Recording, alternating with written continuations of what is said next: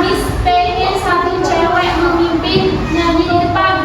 Siapa yang mau angkat tangan? Boleh deh, aku nanti.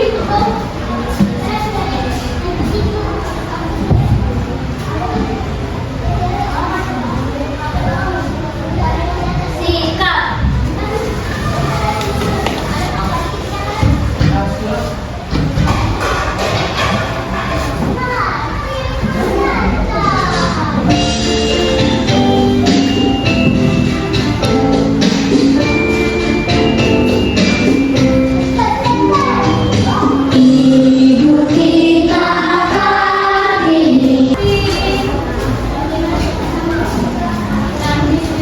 Siapa yang tidak berangkat sekolah pada hari ini? Yang tidak masuk sekolah hari ini siapa? Nabila. Nabila kenapa? Sakit. Sakit. Selain Nabila ada lagi nggak? Fahri. Fahri kenapa sakit? Sakit. Nah, teman-teman, mari kita doakan teman kita Nabila, Fahri, semoga cepat sembuh dan bisa belajar sama-sama bersama kita di sekolah seperti biasanya. Amin. Siapa yang ingat minggu lalu bahasa Indonesia kita belajar tentang apa ya? Dan siapa? Adalah Jakarta. Ada apa aja coba bisa sebutin satu. Yuk. Ya, tepuk tangan untuk temannya. Ada lagi nggak? Ada lagi yang mau sebutin satu lagi? Ya. Nah, tepuk tangan untuk temannya. Tadi minggu kemarin kita belajar tentang jelajah kata. Hari ini kita akan belajar tentang memahami isi teks cerita asal usul.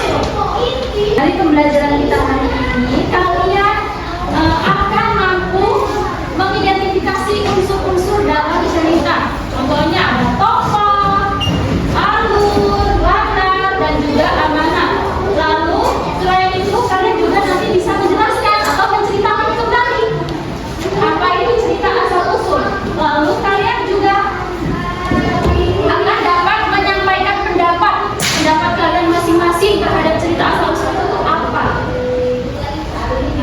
Sebelum kita lanjut, coba disimak bersama-sama video ini. Simak ya. Asal mula Bandung, cerita rakyat Jawa Barat. Pada zaman dahulu, hiduplah seorang Empu Wasesa.